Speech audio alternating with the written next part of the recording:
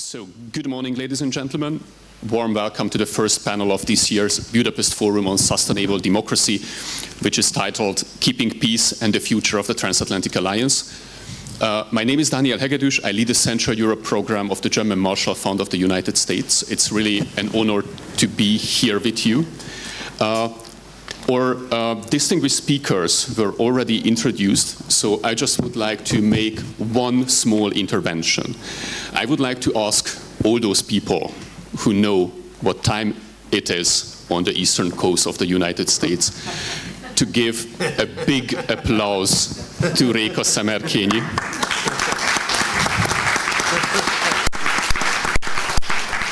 Thank you, Réka.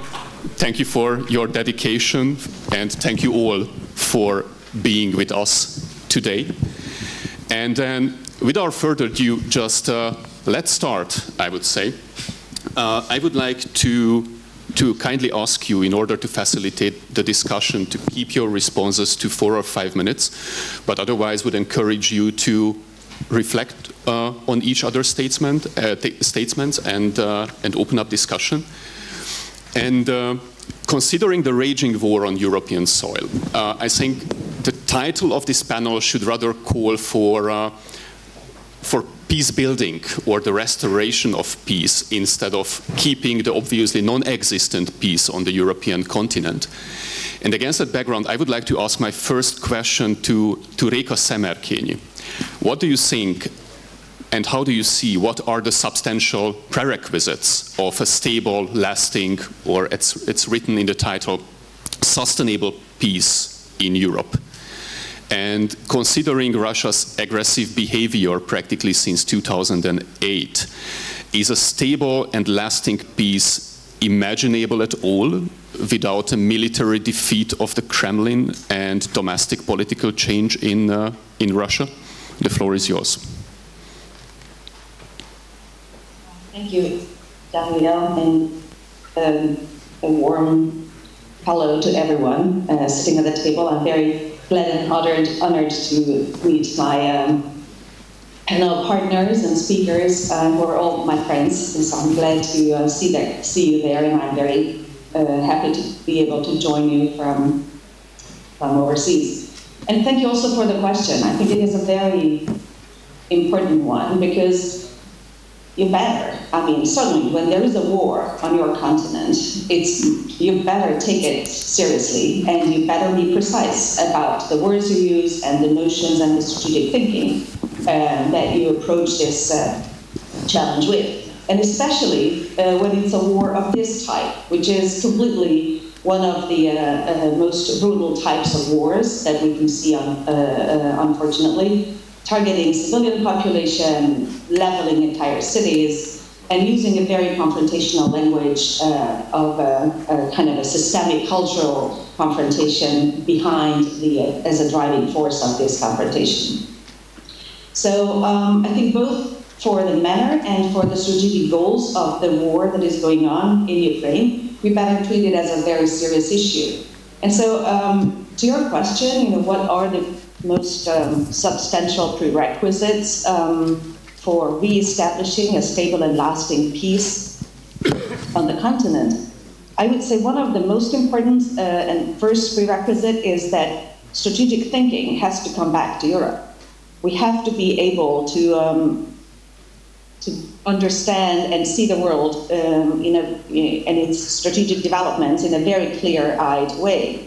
So in a less poetical way, Europe really has to relearn to think strategically, not just in economic and political terms as we're used to in the European Union's framework, and not even just in defense and military terms that we're used to in the NATO framework, but in a very distinctly strategic manner to approach the global developments and the developments that are taking place on our own continent. Because I think this is the kind of basis to take stock of the new reality that is unfolding in front of our eyes. Russia's war against Ukraine is not a minor conflict. It's not smaller sort of skirmishes between two states. It's fundamentally challenging the entire security architecture of the continent. and of course of the broader transatlantic cooperation. So this reality will have to be kind of taken seriously and have to have consequences in a number of issues. We have talked about defense spending, how that has been changing. We have talked about the priorities of reprioritizing military industrial production on the continent and for all of our countries. We have to discuss very seriously how to reprioritize the spending balances between economic, social, and defense. So there's a number of issues. But I think the foundation of this is that strategic thinking really has to be daily, normal, and an everyday responsibility and task of every country on the European continent. A second prerequisite for establishing a long and lasting peace is to refocus on the transatlantic cooperation. I think this is what we have seen in many ways by most countries, definitely in the Central East European region, in NATO's eastern flank, if we want to use this phrase. This is what the Finnish and Swedish strategic change indicates. This is what we have been discussing about the repositioning of US and NATO troops in Central Eastern Europe. This is the kind of expressed in saying that defense spending at the level of the 2% for each country's GDP is not a max, but it's a minimum requirement and a minimum necessity for the future. And so, but beyond all of this, I think what is very important is that what we have to understand that what lies ahead of us is not a time for allowing the luxury of kind of a frog perspective, as we say in Hungarian, to see the world from below. But I believe we have to understand that we're facing an era in which only a super strong cooperation between allies and like-minded friends can generate some kind of a meaningful defense of stability and peace for our own countries and for our own continent. So that would be an illusion to think that any country can accommodate these fundamental changes on their own, and any country can on their own respond to these challenges that are coming. I mean, any country can try, but I think it would be very clearly and in a very short term would be leading to massive problems. So I think the refocusing on transatlantic cooperation is a very strong pillar that needs to be seen as a prerequisite for long-lasting peace and stability, or reestablishing this peace and stability. Even in the European framework, I think we have to reshift our priorities, and we have to, the same way, give an increased focus on strategic elements of cooperation, keep the economic elements obviously strong and foundational, but add on the strategic thinking on the European side, which will enable Europe to be a real partner of the United States and to be a real player in the transatlantic framework. I think these two prerequisites are kind of the foundation for the next decades to come. Thank you so much, Réka, and many thanks for underlining the importance of strengthening strategic thinking in Europe and the Transatlantic Alliance. As a staunch Atlanticist, I couldn't agree more. And I wouldn't like to oversimplify my question, but would come back to the point whether a lasting peace is imaginable without Russia's military defeat, or we have to embrace practically that we will live in a world of conflict and insecurity without this in the future. Just in one or two sentences. Oh, sure. I didn't want to avoid that. Sorry. So it's a very difficult position that Russia has maneuvered itself into, and it's unfortunate as well, I think, from many points of view for Russia itself in the first place. But it's also difficult because of its impact for a very foundational principle that we used to have before, which was in international relations, which was the strategy of engagement, on the basis of which we believe that through cooperation, through strengthening political and economic ties, there is a kind of an incremental positive change of increasing the commonality of values as well. And that was primarily defining German foreign policies, but also, I think, in many ways, the US was kind of on this path for a long time. And what we have seen over the last 1.5 years is a total failure of this strategy. It may be that, you know, it has been conducted in a wrong footage.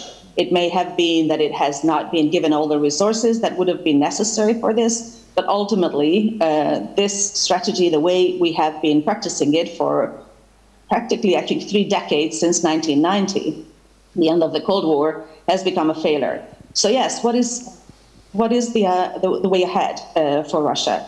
I think it would be very important to understand the real rationale of the war, and I would doubt that it's, you know, anything of what we have heard so far about, you know, in many ways. But I think a lot of it is linked to Russia's seeing itself, positioning itself for the 21st century, positioning itself for a future cooperation with China. And I think that is a very important driving force behind the decision. But what is happening is the very opposite of what was expected. And in many ways, the positions or the possibility for the original kind of strategy to unfold are diminishing, if are still there. So I think the situation where we find ourselves facing Russia is very precarious and very, very sensitive. On one hand, it is clear that because Russia has not been respecting most of the international agreements that it has signed, it's very difficult to expect any agreement in the future that would be respected or would be kind of, would be having any credibility for the other partners. On the other hand, any change inside Russia is dependent on the Russian people itself. So I think there's way too much at stake to anyone to sort of give, far-reaching predictions. It is very clear that the cracks in the system that was built up by Russia after 1990, after the end of the Cold War, and after the collapse of the Soviet system, is, it's cracking. There are very deep divisions, there are very deep tensions that are coming to the surface around Russia, and also we cannot assume that this war leaves the internal dynamics of Russia untouched. So that is very clear and very visible, I would say, or very predictable, that these will have an impact on Russia's internal stability. And I think the best that we can do is to develop multiple scenarios. There's not one scenario. There are any multiple scenarios, then multiple steps of the multiple scenarios, because anything that will happen will be short. I think will have a short lifespan, and that another change will come again. So I think that will be a very unstable and very quickly changing environment. But what is clear, I believe, is that the situation, I think, seen from Ukraine's perspective, I think we can say that strategically, this war has been won already in many ways. Ukraine has maintained its strategic presence, its sovereignty. Kiev is in charge of the country. It has, not only Kiev has not been taken, but it has maintained access to the Black Sea and Odessa, and is not even under challenge now. Now they have to find a way to stop the fighting once, I believe, this war is strategically clear and over. So I believe that this push, what will give the push to Russia to sit down to the negotiating table is kind of the key question of the next couple of months. And I think the key element for this is to give Ukraine the ability to deny further success to Russia, which means that they have to be able to understand that there is much better, no more to gain. And there's much better positions that can be worked out through negotiations. Other than this, I think the internal challenges and the internal changes in Russia will come by themselves. I don't think there is much that anybody can do about it. This is a situation into which Russia maneuvered itself. What is very important is that because it's a nuclear state and because there is a instability easily popping up from the inside of the political leadership, we have to be aware of this element and we have to be sort of engaged in that level. So, but I believe that this is the moment in which the further destabilizing forces can be expected both inside Russia and around Russia. It will have an impact on political developments, and these political developments will be leading us into a long period of instability. It's not like we can expect, even if there are analyses about the post-Putin Russia. It's not that we can expect a leader to come up and take control and just take over and carry on as usual. I think it will be a very, very long period. So yes, that will be a factor in redefining or rebalancing the stability of the European continent for a long time. Which just means that the position of Ukraine and relations with Ukraine will be strategically important for Europe. Thank you so much, Réka, for your insightful thoughts. Jeff, following US politics and the internal division of the GOP on the issue of the Ukraine aid, I think observers can easily get the impression that Ukraine is not only fighting Russia's war of aggression, but is also racing against the clock in light of the upcoming US elections. My first question is whether you share this perception. And my second question would be, how should Ukraine and especially European NATO partners prepare for any potential election outcome? And how would a second Trump administration impact the support for Ukraine on the US part and the further course of the war? You have the floor. Daniel, thank you, and good morning, everybody, and good morning, dear Réka, in Washington, D.C. in the middle of the night. The first thing I'd say, Daniel, is I, as an American, living right now, in any case in Europe, often get the impression that you Europeans see yourselves as bystanders, passively watching what's next and how to react to what happens in the United States. I understand that the United States is a large power and so forth, but you do have some agency, actually. And if I think back to the 1990s during the war in Bosnia, remember was it the foreign minister of Luxembourg who declared the hour of Europe, and of course it revealed itself as horribly embarrassing because there was no Europe to speak of to actually defend and make for peace in the Balkans. But now it's different. And now it's 3 decades later.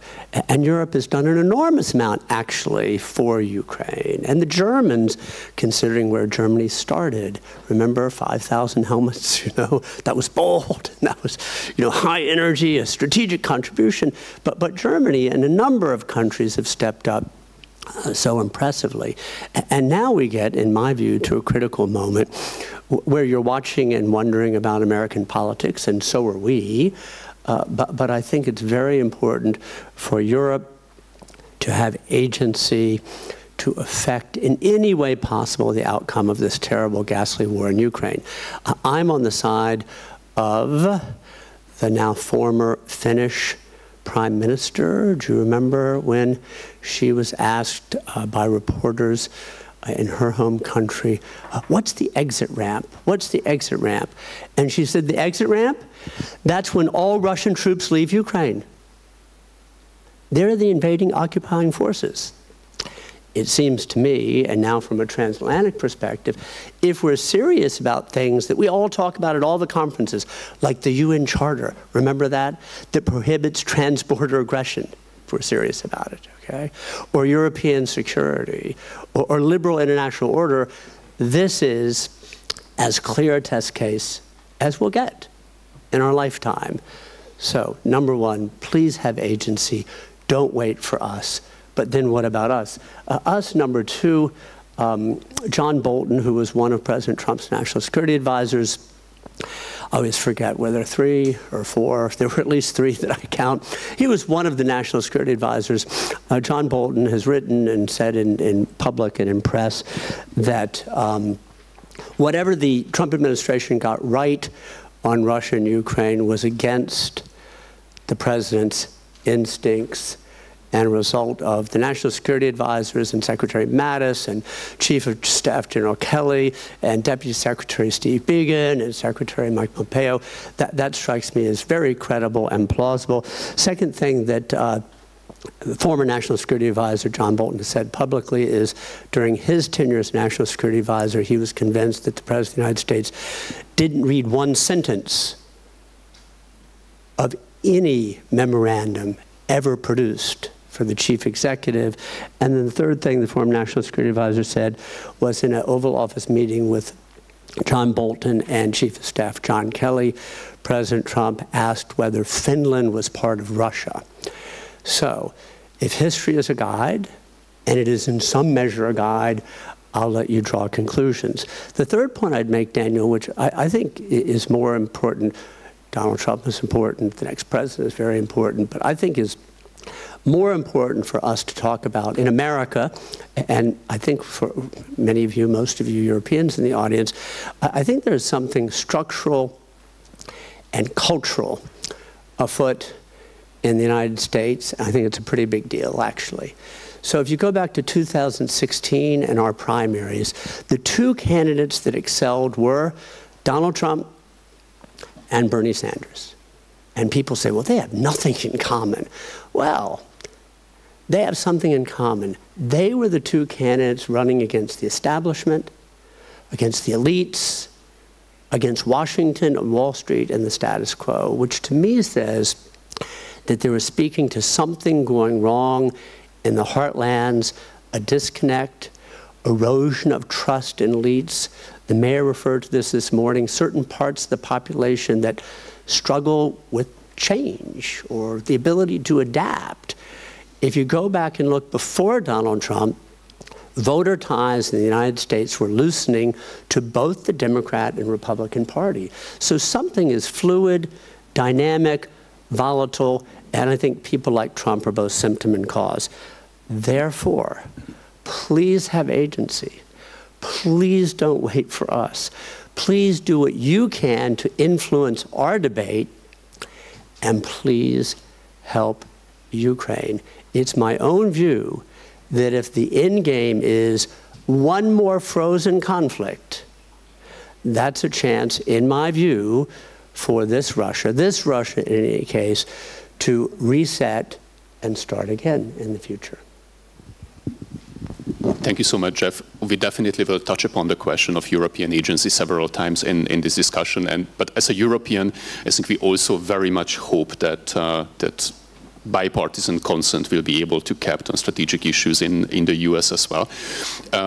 In contrast to the first perception, GMF is a US organization and not a German one, so just as a background. And I think Germany is rightfully ridiculed for this 5,000 helmet story, but I just would like to underline that since then Germany is the 2nd largest provider of military support to Ukraine. So I just would like to underline that the country definitely stepped up to its role in this conflict as well. But before we would turn to European agency, I just would like to ask Mr. Pappin a bit about the role of Hungary in this regard, because certain NATO member states like Turkey or Hungary focus their efforts on diplomatic mediation, on peace efforts, instead of providing military aid and support to Ukraine. And in the case of Hungary, what are the cornerstones and what are the tangible results of these peace efforts and mediation, for example, the Budapest Initiative for Peace? And the second question, whether the Hungarian government, with its rather conflict-seeking approach in the Hungarian and Ukrainian bilateral relation, isn't it undermining practically its own role as mediator and the credibility of the Hungarian peace narrative. Over to you. Thank you, Daniel. No, I'll try this one. Thank you so much, Daniel, and thank you for the opportunity to address this crowd. Thank you, Mr. Mayor. Good morning, Your Excellencies. I think that Hungary has basically played the role of a voice crying in the wilderness since the beginning of the war. And the result of that is that the Hungarian position with regard to the war is often controversial. But typically, in my opinion, it seems that the Hungarian position is kind of accepted quietly 6 to 8 months later.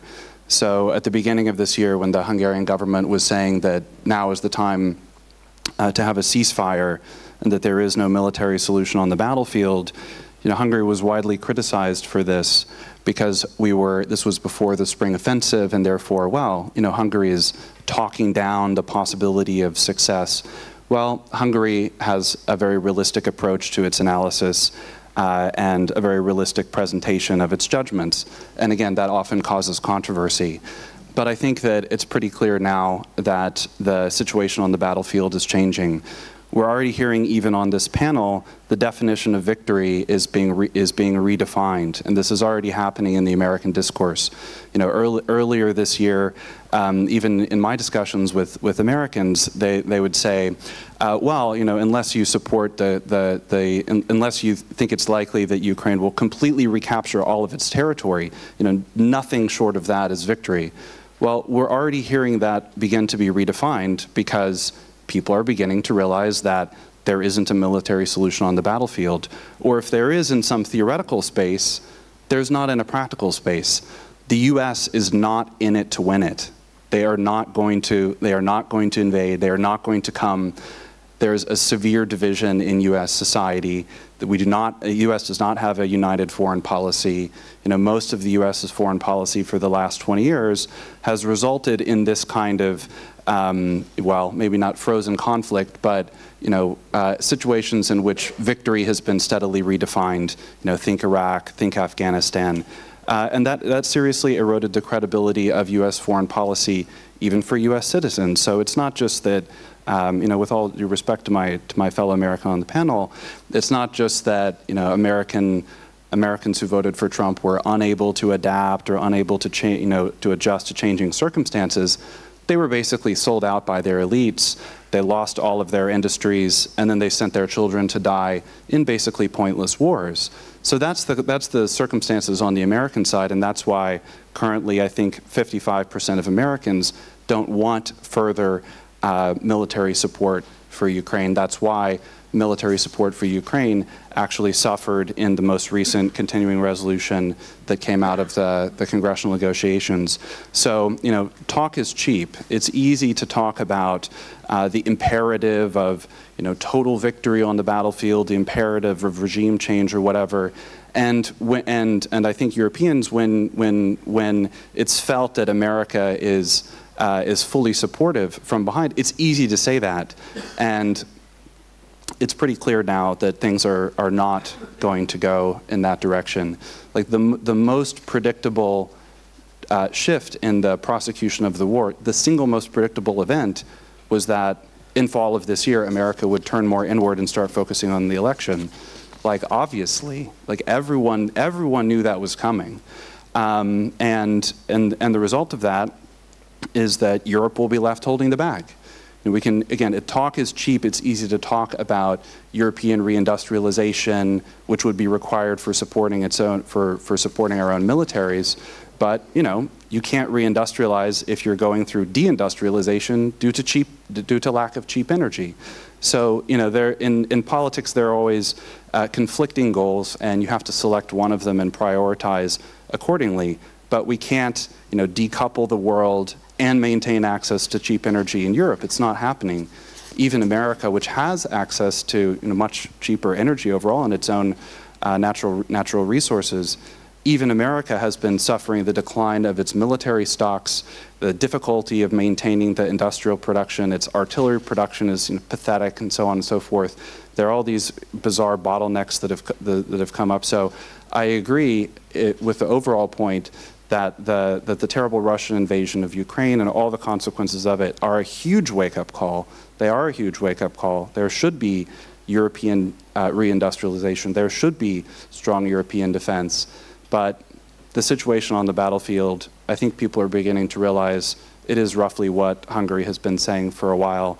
And I think our contribution to peace shouldn't be interpreted as conflictual with Ukraine or not providing enough rhetorical support. I mean, you know, wars are not won through rhetoric. They're actually won on the battlefield.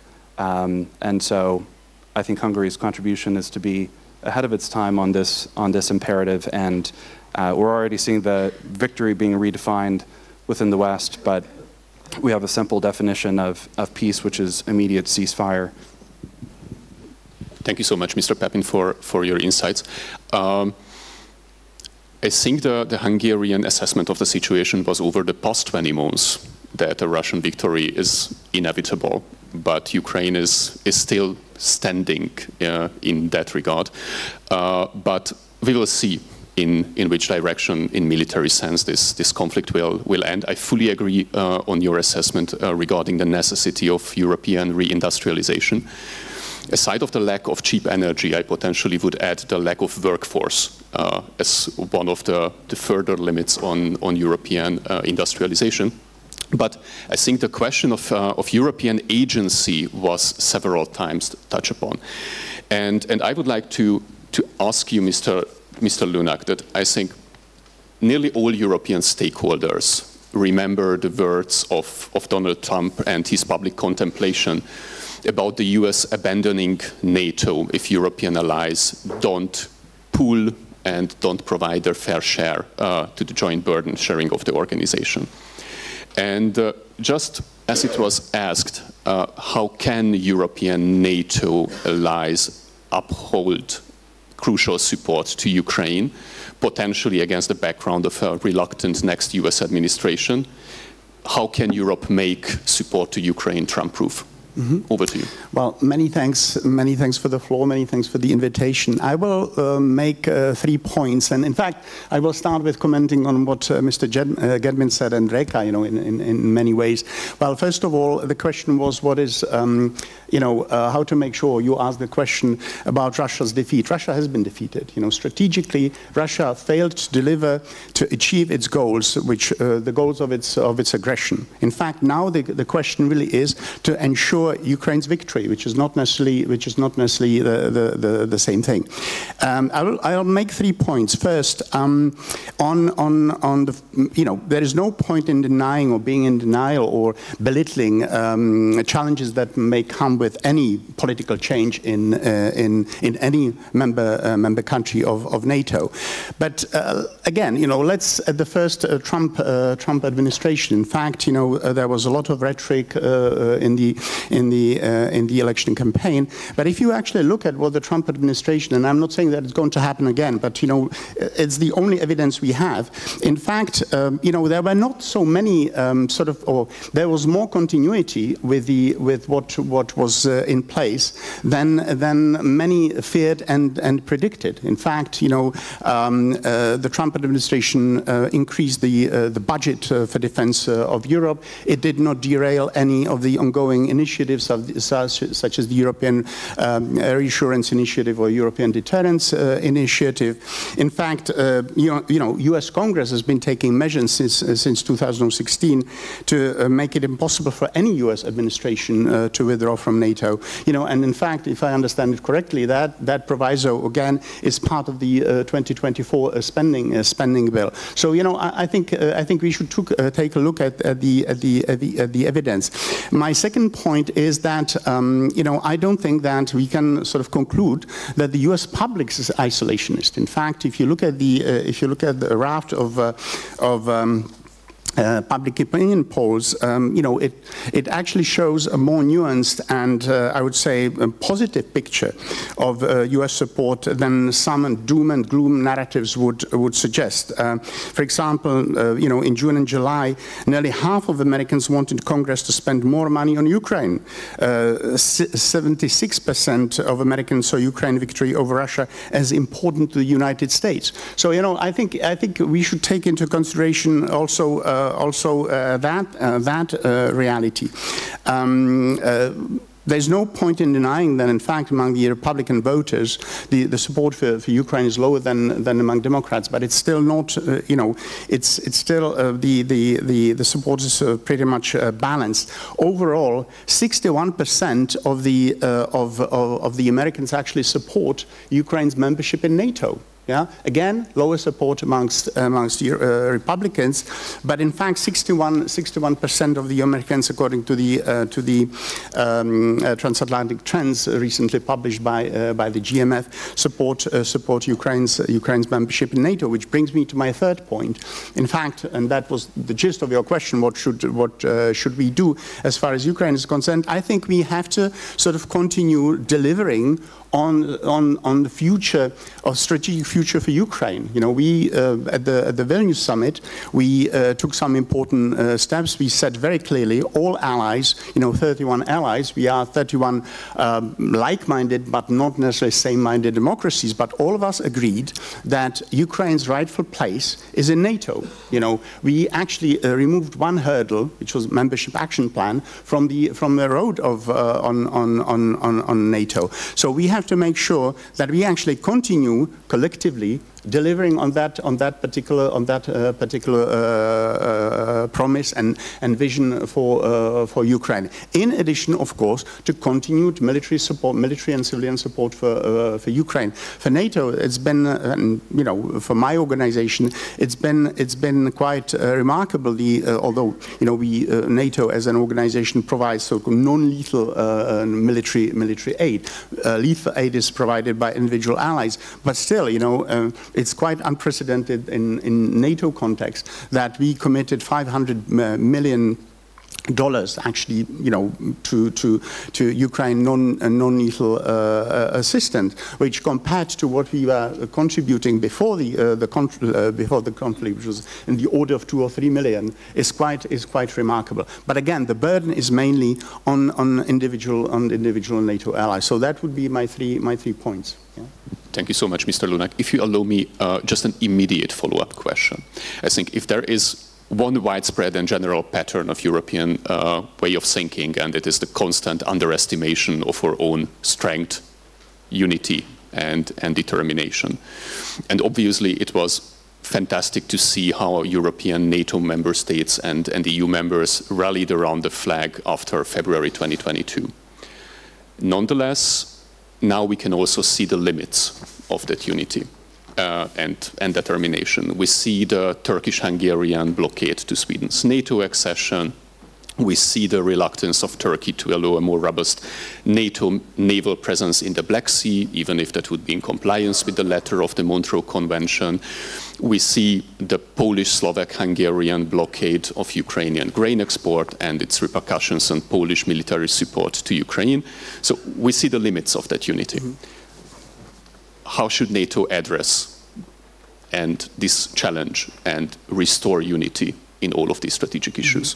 Well, first of all, let me say a few words about how this unity actually emerged, and I think you know, around Ukraine, which frankly, if you look at the sort of the evolution and development since the beginning, it's quite remarkable, because at the beginning of the conflict, allies were talking about not letting, you know, Ukraine lose, punishing Russia, and so forth. Now we are actually committed to Ukraine's victory. It's not up to us to define what Ukraine's victory means. It's actually up to Ukraine and Ukraine alone to define that. But I think there are three reasons for that unity. First, remarkable resistance of Ukraine as a country, as a state, and as a society which many doubted in the West. Let's be frank about it. Second, I think we as the Western or sort of NATO community, we and not only NATO, by the way, the EU as well, we tied our geopolitical status to success of Ukraine. By the way, Ukraine is actually a candidate country, not only for NATO but also for the European Union. A failure to deliver on that vision would be a failure for Ukraine, but not only for Ukraine, but also for all of us. So I think we have to take that into consideration. A second point, unity. You mentioned the continuing discussion about Swedish membership. Well, we have it's not been easy, but again, Finland is part of NATO. Sweden will hopefully be part of NATO soon. We have the sort of commitment on the part of President Erdogan to put it on the agenda of the Parliament. We have the Hungarian statement that Hungary will not be the last country to actually to approve, to ratify Swedish membership. So this is hopefully going to happen in the next few months. And again, if you look at how this entire conflict started, Mr. Putin, when he started this whole campaign, wanted less NATO.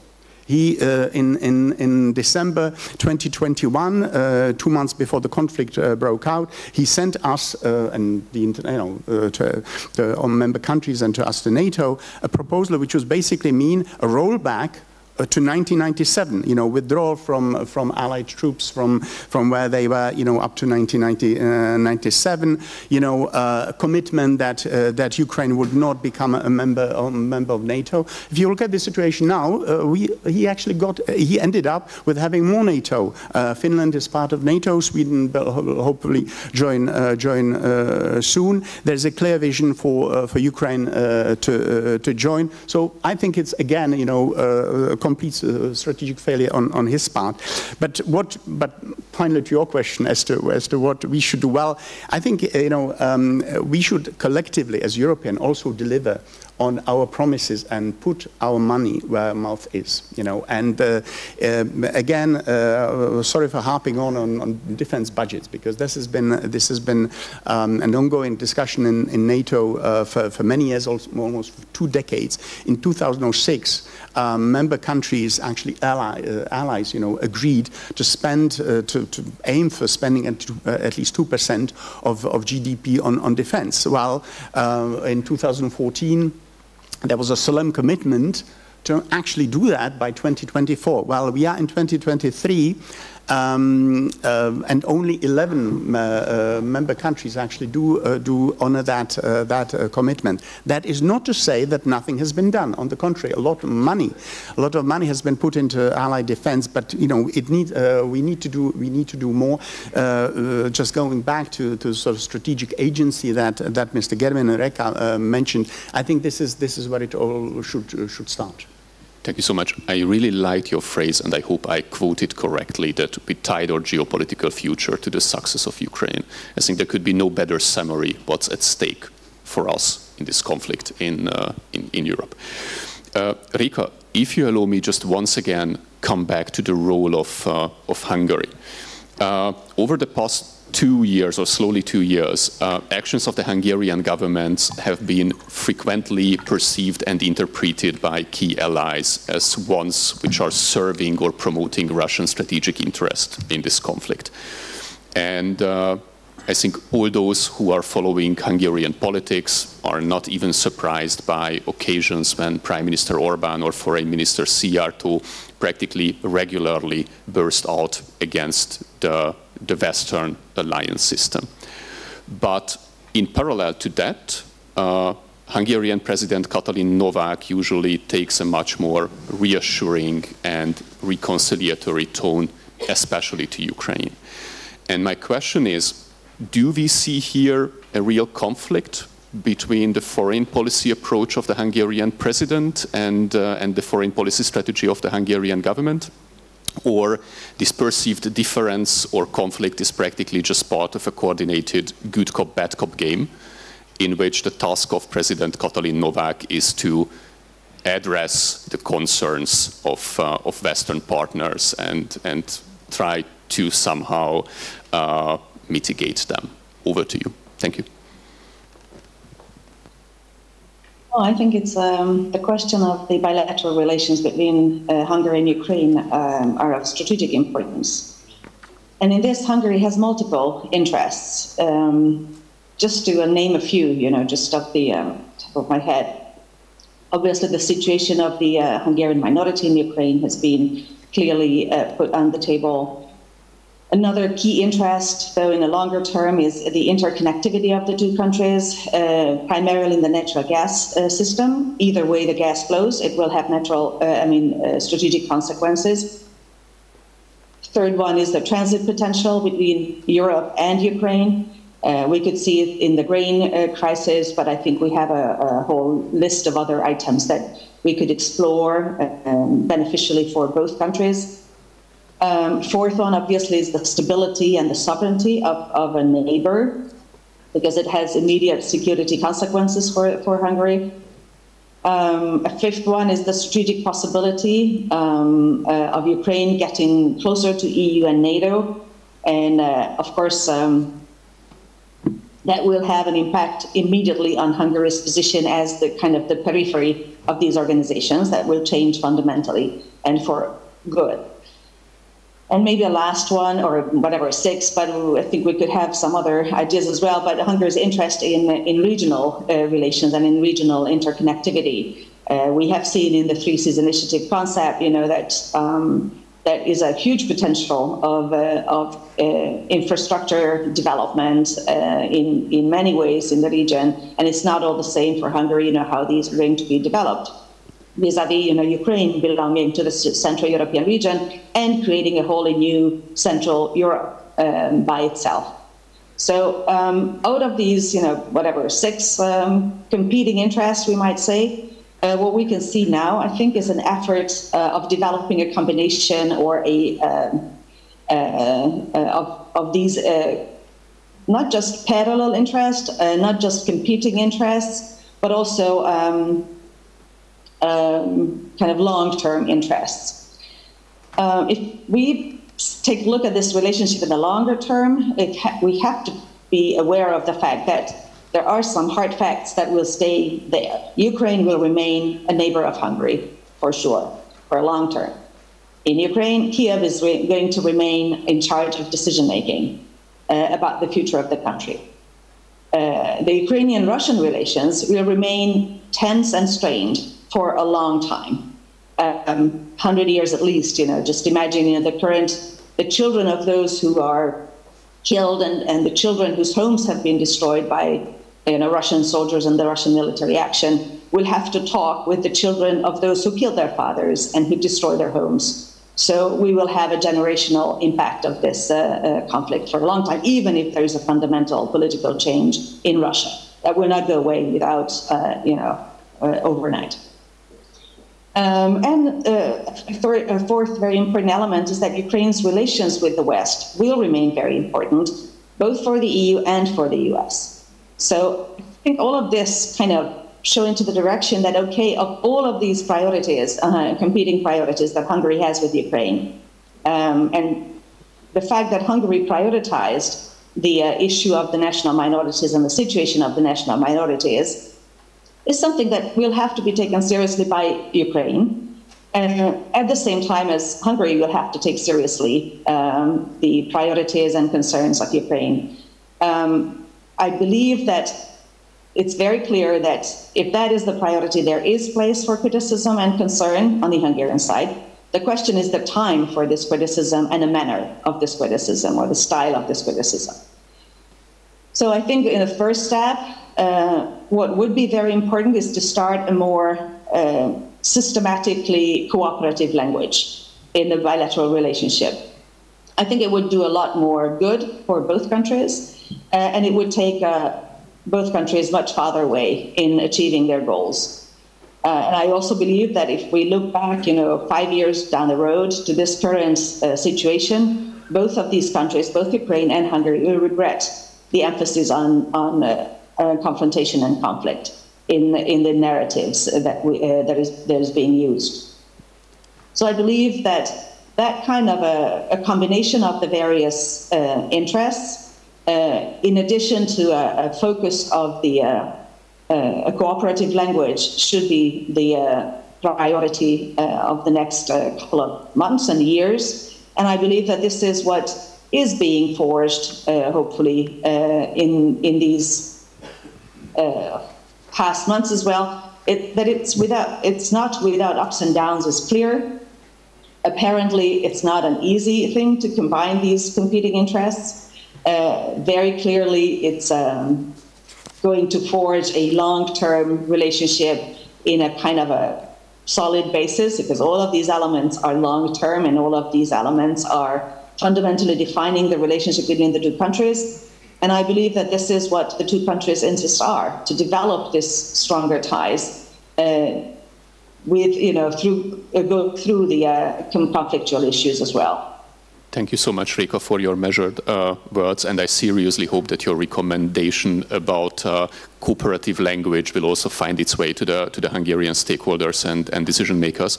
Being mindful of time, and in order that also our great audience has the opportunity to ask some questions, if you allow me, I would address your last question practically to both of you. And it would be that over the past 20 months, one of the most fashionable narrative, at least in this corner of the world, was the shift of the European center of gravity, especially the center of gravity of NATO, to the east. And my question is, how sustainable is this shift? And how structural, whether it only relates to agenda-setting power and shaping European perceptions, or does it really have material fundaments in capabilities and power resources and their distribution among EU and NATO member states? What role can Central Europe, Central European EU and NATO members play in the future in influencing strategic decisions at EU and NATO level? Mr. Pappin. Thank you so much, and it's a great question to end on, or at least end this portion of the discussion on. There's been a lot of talk about this, and since the beginning of the war, that and I think it boils down to an analysis of what the U.S. is trying to do, and whether the U.S. is intending to shift the locus of its energy and weight from Western Central Europe to Eastern Central Europe and to Eastern Europe. But I think the question there boils down to what the U.S. will do kind of geopolitically as a whole. The answer to the question of whether Eastern Europe will be the new power center depends in a large part on whether the U.S. will continue to make Europe, as it has been for the last year and a half, the focus of its energies, or whether the election campaign and a potential change of administration in the U.S. would draw American attention more toward Asia. And if the latter happens, then it becomes a kind of theoretical question overall. So I think that we have to, as European actors, be fully aware of this overall situation. A lot has changed in the global political order in the last year and a half. The different elements of it that used to be united under American power, economic power, military power, cultural influence, have all begun to kind of pull apart. And many of the, as I said earlier, many of the military predictions about the course of the war seem not to have been realized in the way that we expected. So the question is, what will happen to the global order as a whole? Already many of the actions that the West has taken have actually undermined its own position. This is true with respect to our access to cheap energy has gone away. That's obviously hurt us. And even with respect to how we've kind of weaponized the global financial system, trying to remove Russia from the SWIFT system was one of the earliest things.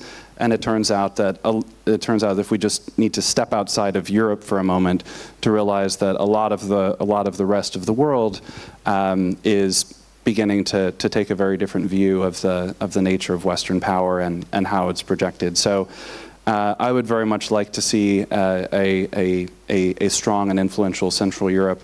I think it's not simply a question of it shouldn't simply be a question of the locus of American military power. Central Europe is a place where there's a different vision of what Europe can be, a Europe of nations, a Europe with strong cultural traditions, and a Europe that remains open to economic cooperation with all parties. This is an area where a strong bloc formation between West and East would not lead to stronger economic benefits for Eastern Europe, and I think many of the parties know that. So to get back to your question, clearly there's been a lot of talk about the new locus of power in Eastern Europe. Clearly some Eastern European capitals have been counting on that and kind of placing a bet on it. But the elephant in the room is always where America's attention goes next. And in order to have our own proper influence within Europe, I think we need to rely most of all on our own traditions and vision of what European power should be. Thank you so much, Mr. Pappin. Jeff, the same question. How real, how sustainable is the eastern shift of Europe's center of gravity? Daniel, thank you. I do believe it depends in part on the outcome of the Ukraine war. And one can get a little bit of the feeling in this hall that Ukraine is winning and we just have this untidy business. There's a little scrappy fighting in the East, but Ukraine has won. Can I ask the audience, raise your hand if you come from Ukraine? 1, 2, 3, 4 hands. Okay. So you can speak, or in the coffee break you can tell us, but I've been to Ukraine since the war, as many of you probably have. I'm running in the acting presidency, RFERL. We have over 100 reporters and producers and editors in Prague and Lviv and Kyiv and across the East. Very hard, but really very hard to find Ukrainians who think this is going well and they've won or they're winning. And I'm going to tell you, I just talked to a British journalist friend of mine who is in a village in western Ukraine where all the peace is, you know, so peaceful, it's so stable.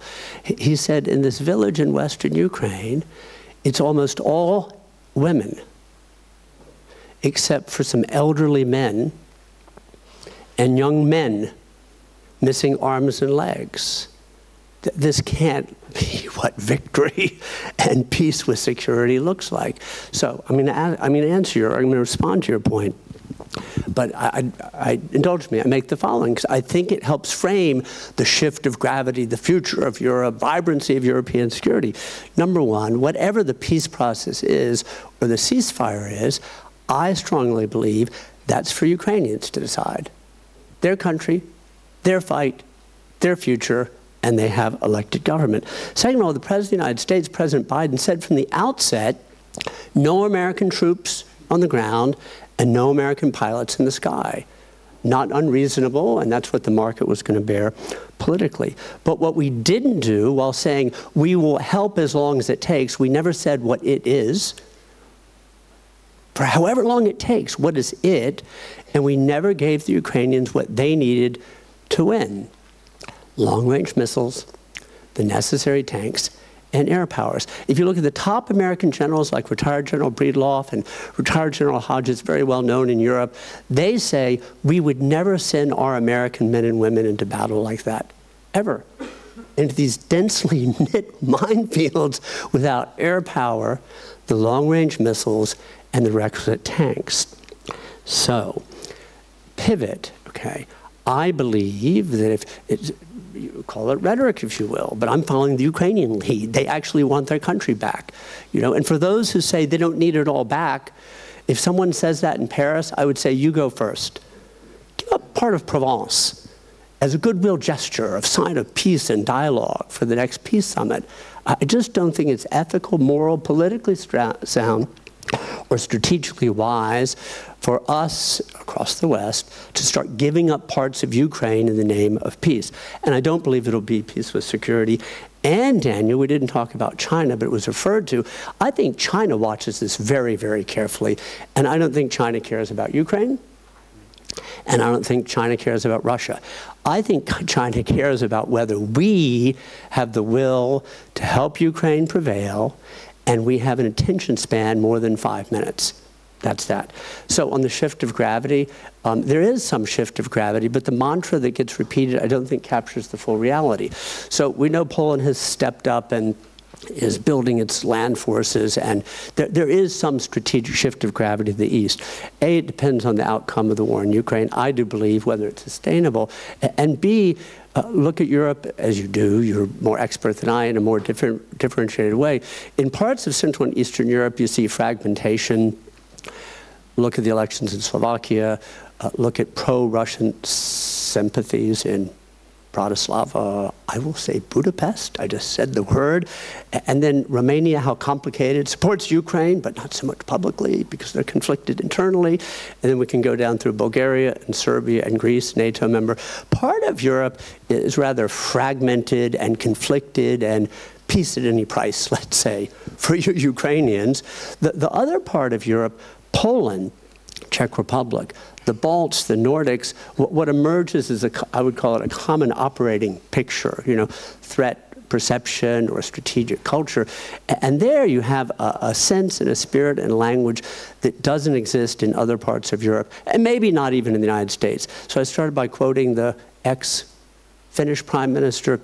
I'll close by quoting the Estonian Prime Minister. Do you remember before the Munich Security, at the Munich Security Conference, right before this invasion, remember not the first invasion, this invasion of Russia, of Ukraine, the Estonian Prime Minister, it was brilliant. It's on YouTube, it's about 60 seconds. It resonates in the Baltics, it resonates in the Nordics, it resonates in Poland, it resonates in the Czech Republic. Other parts of Europe, not so much. She said, before this invasion, she said, here's how the Kremlin negotiates. So generalizing, but there we are. She said, first, what Russia does is demands what doesn't belong to it, okay? And then when that's challenged, it threatens to escalate. And then when it gets to peace negotiations, it insists on getting more than they had in the first place. Not a bad formulation. Thank you so much, Jeff, for this sobering analysis. Oops. Yeah. And thank you all for your insights. I think you provided us a lot of food for thought. I am aware of the time, but I think it would be fair to allow the audience to ask at least 2 short questions, and I really ask you to provide two short replies. So ladies and gentlemen, you have the floor. Please raise your hands. Our colleagues will provide you the micro. Any questions? There a question back in the rows, and potentially we can take also a second one together. Can you hear me? Yep. Great. Thanks. My name is Ben Novak. My question is for Gladden Pappin. I don't know, are we allowed to consider you a representative of the Hungarian government? No. Okay. So just working for an institute affiliated with the Hungarian government. I understand a lot of the rationale behind the statements you make, and one thing that perplexes me, and I'd love to know the answer to this, how do you square that reasoning with the conspiracy theories and the hate-mongering generated by this government's propaganda apparatus against Ukraine, a nation that Vladimir Putin has launched a genocidal war of aggression against? Thank you, Ben, for the question. And a second question, Petr.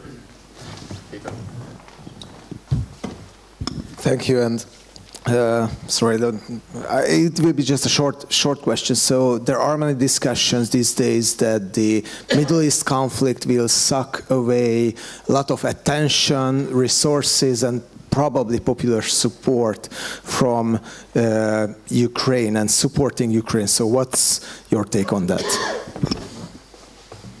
Thanks, Petr. Mr. Pappin?